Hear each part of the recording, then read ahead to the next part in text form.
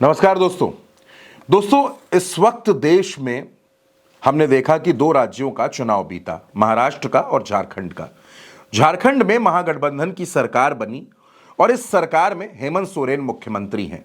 लेकिन हेमंत सोरेन की ताकत क्या है?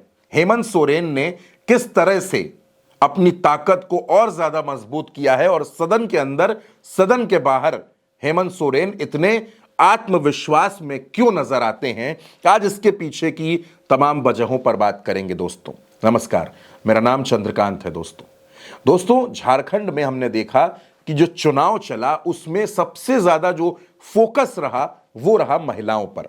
चाहे आप बात कर लें महिलाओं के लिए चलाई गई तमाम योजना पर या फिर मुख्यमंत्री मैया सम्मान योजना पर, जिसके तहत अब झारखंड में महिलाओं के खाते में 21,000 रुपए ट्रांसफर हो रहे हैं। उसके लिए अलग से धनराशि का आवंटन भी किया जा रहा है। यानी कि चर्चाओं के केंद्र में महिलाएं हैं। तो जब चर्चाओं के केंद्र में महिलाएं हैं तो दोस्तों उन महिलाओं के बारे में भी बात करना बेहद जरूरी हो जाता है जो महिलाएं झारखंड का सियासी भविष्य हैं। उनके बारे में आज बात करेंगे दोस्तों, और वो कैसे हेमंत सोरेन की ताकत है, हेमंत सोरेन के लिए मजबूती के साथ खड़ी हैं। इस पूरी लिस्ट में जो नाम आते हैं उसमें पहला नाम हेमंत सोरेन की अर्धांगिनी कल्पना सोरेन का है। कल्पना सोरेन गांडेय से विधायक बनी हैं, चुनाव जीती हैं। इसके पहले भी वो उपचुनाव जीतकर गांडेय से विधायक बनी थी।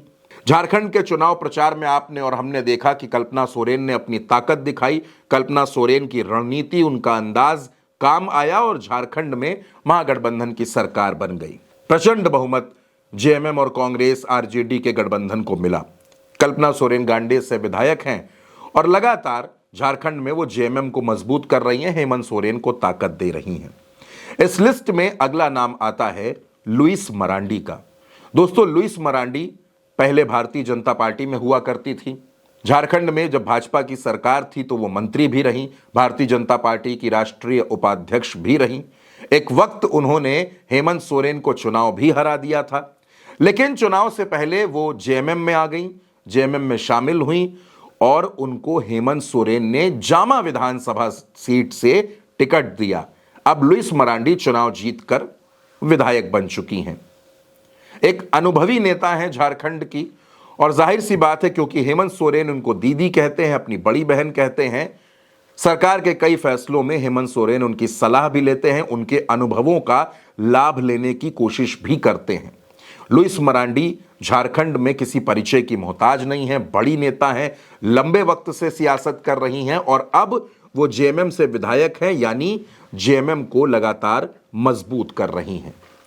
अब दोस्तों इस लिस्ट में एक और नाम है, इस सूची में एक और नाम है, वो है दीपिका पांडे सिंह का। दीपिका पांडे सिंह महागामा से विधायक हैं, कांग्रेस की नेता हैं। हेमंत सोरेन की पिछली सरकार में भी मंत्री थी और इस सरकार में भी उनको महत्वपूर्ण विभाग सौंपे गए हैं। दीपिका पांडे इस सरकार में भी मंत्री हैं। झारखंड में कांग्रेस का बड़ा चेहरा है। राहुल गांधी की करीबी जो टीम है झारखंड में, उसमें भी वो आती हैं, बड़ी भरोसेमंद हैं। राहुल और प्रियंका दोनों इन पर भरोसा करते हैं और झारखंड में ये कांग्रेस को लगातार मजबूत कर रही हैं। यही वजह है दोस्तों कि इनको मंत्री बनाया गया, इनको अहम जिम्मेदारियां सौंपी गई और इनकी ट्यूनिंग कल्पना सोरेन के साथ भी बहुत अच्छी है। दरअसल जब मैया सम्मान यात्रा निकल रही थी झारखंड में, जो 2 चरणों में निकली, उस यात्रा में भी हमने देखा कि दीपिका पांडे सिंह कंधे से कंधा मिलाकर कल्पना सोरेन के साथ चल रही थी और अब वो फिर से विधायक बन चुकी हैं, हेमंत सोरेन की सरकार में मंत्री बन चुकी हैं। दोस्तों ये जो लिस्ट है, इस लिस्ट में एक और नाम मैं आपको बताना चाहता हूं, वो नाम है शिल्पी नेहा तिर्की। शिल्पी नेहा तिर्की कांग्रेस की विधायक हैं, मांडर से चुनाव जीती हैं और ये हेमंत सोरेन की सरकार में मंत्री हैं, युवा मंत्री हैं। महज 31-32 साल की इनकी उम्र है। इनको सहकारिता और पशुपालन और कृषि ये विभाग हेमंत सोरेन ने सौंपे हैं। तमाम अनुभवी लोगों के बीच में इस युवा विधायक पर हेमंत सोरेन ने भरोसा किया है। शिल्पी नेहा तिर्की राहुल गांधी की कोर टीम की मेंबर हैं, युवा नेता हैं। झारखंड में इन्होंने अपनी पहचान बनाई है, मांडर से लगातार चुनाव जीत रही हैं और अब जब ये विधायक बनी है तो इनको मंत्री भी बनाया गया, अहम विभाग सौंपे गए हैं और जाहिर सी बात है कि शिल्पी नेहा तिर्की आने वाले वक्त में झारखंड की बड़ी नेता बनती हुई नजर आ रही हैं दोस्तों। कुछ नाम और हैं। ईचागढ़ से विधायक, जेएमएम की विधायक सबिता महतो। सबिता महतो के लिए अगर आपको याद होगा तो हेमंत सोरेन ने एक बड़ी रैली की थी और सबिता महतो के लिए विशेष तौर पर ईचागढ़ के लोगों से आशीर्वाद मांगा था। उन्होंने कहा था कि सबिता महतो के पूरे परिवार ने झारखंड के लोगों की सेवा की है, इसलिए सबिता महतो को मौका दीजिए, ईचागढ़ से अपना विधायक बनाइए। जनता ने हेमंत सोरेन की बात पर मुहर लगा दी और सबिता महतो चुनाव जीतकर विधायक बन गई। एक और नाम है दोस्तों, निशात आलम। झारखंड की राजनीति में एक बड़ा नाम है आलमगीर आलम। आलमगीर आलम की ये पत्नी है, पाकुड़ से चुनाव जीतकर आई हैं। आलमगीर आलम वो नेता हैं जो हेमंत सोरेन के बड़े करीबी लोगों में शुमार होते हैं।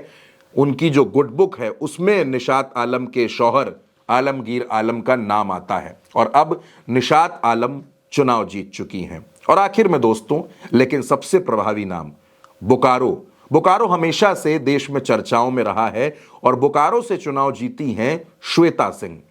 श्वेता सिंह के ससुर भी लंबे वक्त से राजनीति करते रहे और श्वेता सिंह इस बार चुनाव जीतकर विधायक बनी है। ये जो श्वेता सिंह है दोस्तों, ये कांग्रेस की विधायक हैं, बोकारो से चुनाव जीती हैं और श्वेता सिंह पिछली बार चुनाव हार गई थी, लेकिन इस बार जनता ने उन पर भरोसा किया है। तो कुल मिलाकर ये वो 7 महिला विधायक हैं। इनमें से 2 मंत्री भी हैं, दीपिका पांडे सिंह और शिल्पी नेहा तिर्की। ये 7 महिला विधायक हेमंत सोरेन की ताकत हैं, जो सदन के अंदर हो या सदन के बाहर हो, लगातार ये सरकार की योजनाओं का प्रचार प्रसार कर रही हैं, महिलाओं को जोड़ रही हैं, युवाओं को जोड़ रही हैं और इसका फायदा आने वाले वक्त में झारखंड में हेमंत सोरेन को और पूरे महागठबंधन को जरूर मिलेगा। इन 7 महिला विधायकों के बारे में आप जो भी कहना चाहते हो, आपकी जो भी राय हो, कमेंट बॉक्स आपके लिए है। कमेंट बॉक्स में अपनी राय दीजिए।